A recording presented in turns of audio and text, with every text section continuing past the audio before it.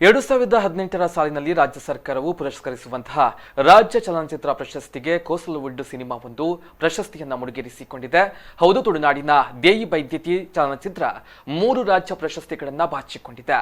ಸೂರ್ಯೋದಯ ಪೇರಂಪಳ್ಳಿ ನಿರ್ದೇಶನದಲ್ಲಿ ಮೂಡಿಬಂದ ಚಿತ್ರ ಹೆಮ್ಮೆಯ ತುಳುನಾಡಿನ ಅದೆಷ್ಟೋ ಸತ್ಯ ಕಥೆಗಳಲ್ಲಿ ವೀರ ಪುರುಷರಾದ ಕೋಟಿ ಚೆನ್ನಯ್ಯರ ತಾಯಿ ದೇಯಿ ಬೈದ್ಯತಿಯ ಹುಟ್ಟು ಒಂದಡಿಯಾದ್ರೆ ಸ್ವರ್ಣ ಕೇದಗಿಯಾಗಿ ಆಡಿ ಬೆಳೆದ ಪರಿ ಮದುವೆಯ ವಯಸ್ಸಿನಲ್ಲಿ ಗೆಜ್ಜೆಗಿರಿ ಸಾಯನ ಬೈದರ ಮನೆಗೆ ಸೇರಿ ದೇಯಿಯ ಹೆಸರಿನಲ್ಲಿ ನಾಟ್ಯ ವೈದ್ಯ ಪದ್ಧತಿಯನ್ನ ಅಣ್ಣ ಸಾಯನ ವೈದ್ಯರಿಂದ ಕಲಿತು ಇಡೀ ನಾಟ್ಯ ವೈದ್ಯ ಲೋಕದಲ್ಲೇ ದೇಯಿ ಬೈದ್ಯತಿಯಾಗಿ ಪ್ರಸಿದ್ಧಿ ಪಡೆದ ಸಂಗತಿಗಳನ್ನ ಸವಿಸ್ತಾರವಾಗಿ ಚಿತ್ರದಲ್ಲಿ ಬಿಂಬಿಸಲಾಗಿದೆ.